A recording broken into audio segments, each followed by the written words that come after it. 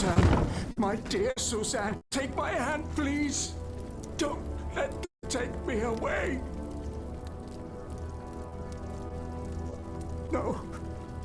Oh, no, this has to stop.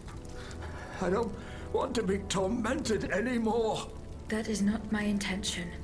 I have come to rescue you. Rescue me? But what on earth are you?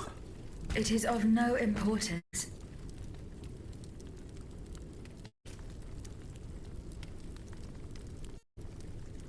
What did you see and hear before you regained consciousness?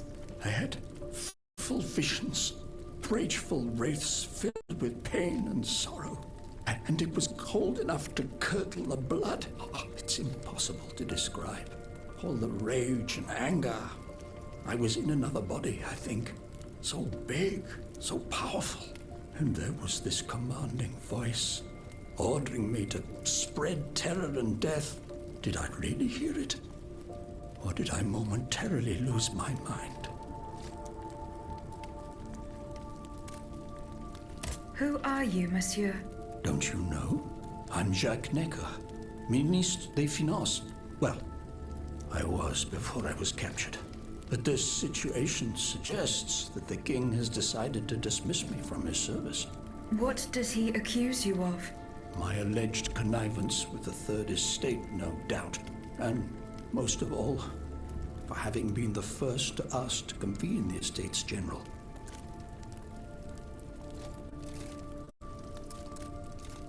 How and when were you captured? When the machines attacked, my wife and I fled our home to hide not far from there, in the Église Sainte-Marie. But we didn't stand a chance against the machines. They overran the nave, wantonly mowing down the faithful. My wife, my poor wife, she wasn't able to escape. I'm sadly convinced of this. As for me, my life was spared only so I could be tormented. What is the meaning of all this? What did you see and hear before you regained consciousness? I had frightful visions, rageful wraiths filled with pain and sorrow. And it was cold enough to curdle the blood. Oh, it's impossible to describe. All the rage and anger. I was in another body, I think. So big, so powerful. And there was this commanding voice, ordering me to spread terror and death. Did I really hear it? Or did I momentarily lose my mind? Who are you, monsieur? Don't you know? I'm Jacques Necker, Ministre des Finances. Well, I was before I was captured. But this situation suggests that the king has decided to dismiss me from his service. What does he accuse you of? My alleged connivance with the Third Estate, no doubt. And most of all, for having been the first to ask to convene the Estates General.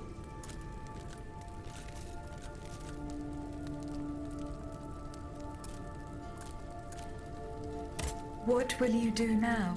There is no future for me in this kingdom. I need to find a safe place where I can prepare for my departure as soon as possible. I will take you to the Cordelier convent. You will be safe there.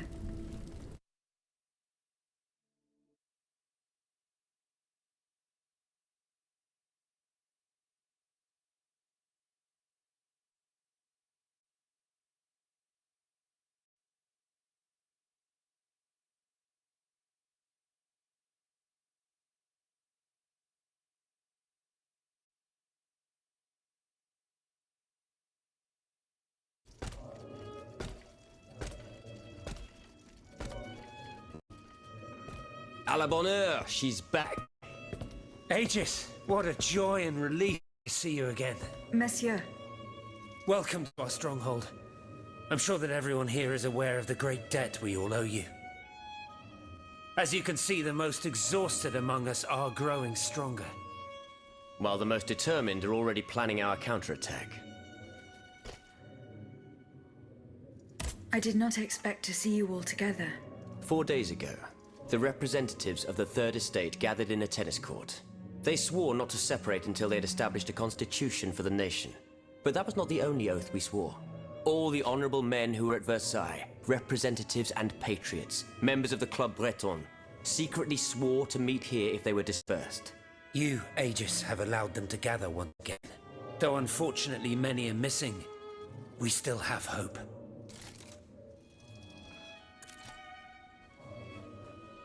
Why did you choose to meet in this convent? It was my idea. Voyez-vous, I stay here whenever my obligations bring me to Paris. No other retreat inspires such peace and contemplation. Et puis, truth be told, this building has always felt like a fortress to me. Just look at how thick these walls are.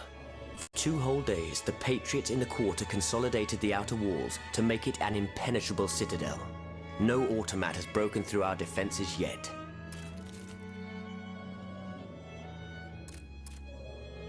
Where are the monks, mon père? They are secluded in their quarters, praying for the salvation of the people of Paris. However, we bear no illusions. We are weak, we are divided. And we are unarmed. Without you, without your warrior strength, we have no chance of turning things around. You are sent by heaven above, Aegis. From now on, you may consider the Cordelia Convent your headquarters and a welcome refuge.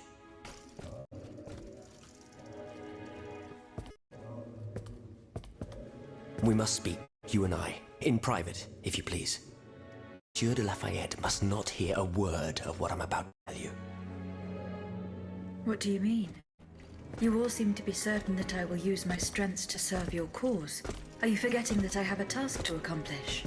Not at all, madame. We all know and support your plan to free Monsieur de Vaucanson. That is why I've taken the time to think of a way for you to get to the Bastille. I am listening. There is a patriot in Paris whose pamphlets have aroused Monsieur de Lafayette's ire. His anger is so strong that the poor man had to disappear to escape arrest. I know that he is secretly hiding in the quarries in Montmartre. A labyrinth he is said to know like the back of his hand. If anyone can help you navigate the obstacles that keep you from the Bastille, it is the elusive Monsieur Marat. Very well. I will go and find him.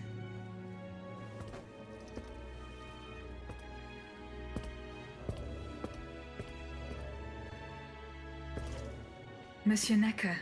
I owe you my life, madame. So I am embarrassed to ask you for anything more. Do not fear. You have my full attention. Suzanne, my beloved wife. I cannot bring myself to accept her death. Despite all the evidence, I still hope to see her alive again. I need to be sure. Mon Dieu.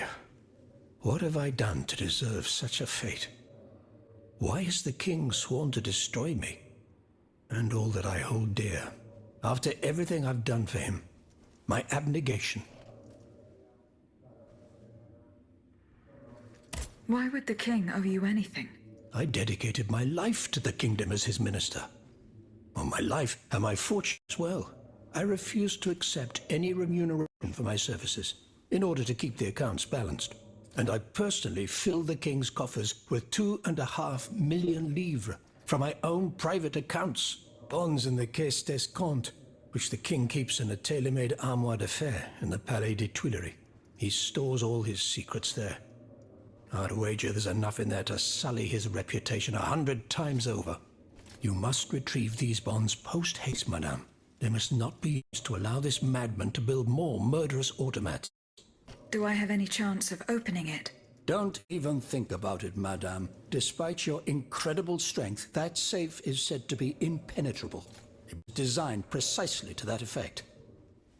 I personally never had access to it. I suppose that its contents were too unofficial for the honest minister that I always was. Who has the key? The king does, that's for sure. Anyone else? How could I know?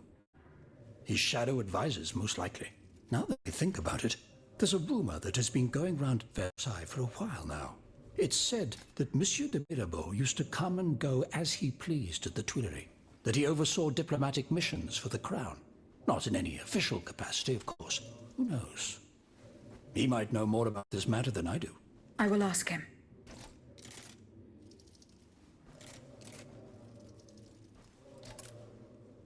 I will look into what happened to your wife. Bless you, madame. Where should I start my investigation? In the Faubourg Saint-Germain, east of Les Invalides. We were separated in the Église Sainte-Marie, on Rue de Bourgogne. I shall be off.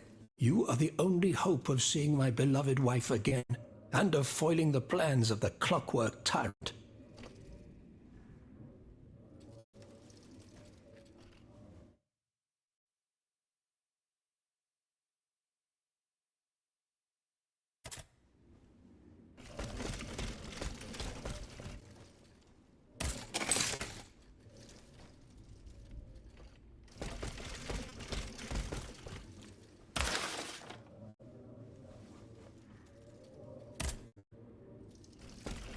Aegis, a word, s'il vous plaît.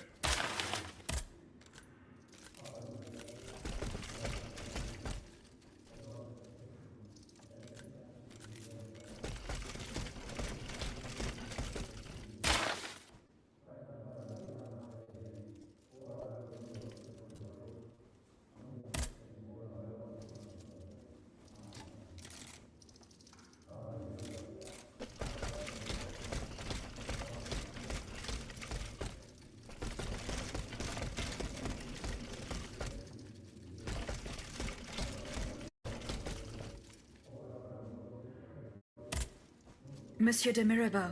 Have your efforts paid off? Minister Necker claims that you are a familiar face at the Tuileries Palace. That old story. Will it hound me until I have drawn my last breath? This, madame, is nothing but an unfounded rumor that I am trying in vain to dispel. To what do I owe the displeasure of having to defend myself once again? I must get hold of some documents that are kept in an armored safe in the King's chambers. What lock could resist your talents?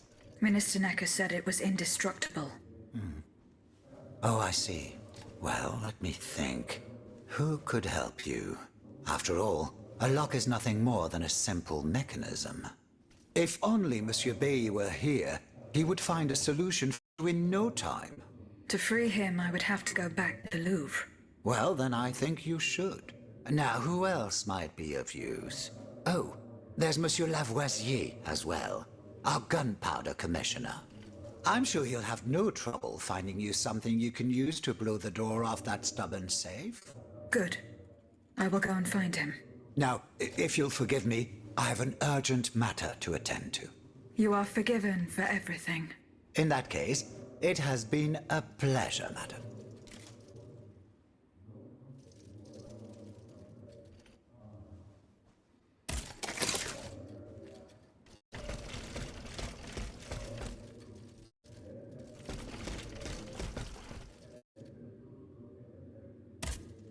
Monsieur Lavoisier. What can I do for you, Aegis? I'd like to access the contents of a safe that is supposedly unbreakable.